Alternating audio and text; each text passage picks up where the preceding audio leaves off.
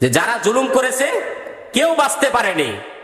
ইসলামী আন্দোলনের কর্মীরা ক্ষমতা ছাড়া 17 বছর টিকে আছে, আর ক্ষমতা ছাড়া 1 ঘন্টা টিকতে পারেনি জুলুমকারীরা। কথা বলে ঠিক কিনা? সম্মানিত উপস্থিতি, আল্লাহ তাআলা কায়দা কৌশল কিভাবে ঘুরিয়ে ফেললেন, কি হতে যাচ্ছিল আর কি হয়ে গেল। আলেম ওলামাদেরকে যে শব্দটা বলে গালিগালাজ করা হতো বাংলার জমিনের যুবকেরা, মানুষেরা দেখা যাচ্ছে যে ওই শব্দটা বলে নিজেদেরকে গর্ববোধ মনে করে। কথা বলেন ঠিক কিনা? আগে গালি ছিল, এখন আর গালি আছে নাকি?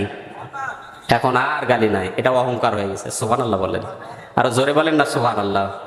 আলেম দেখলেই বলে রাজাকার। হ্যাঁ, ওর বয়স হোক আর না হোক, আলেম হলে নাকি রাজাকার। নাউজুবিল্লাহ বলেন।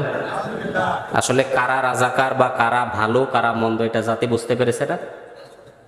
জাতি বুঝতে পেরে গেছে। এজন্য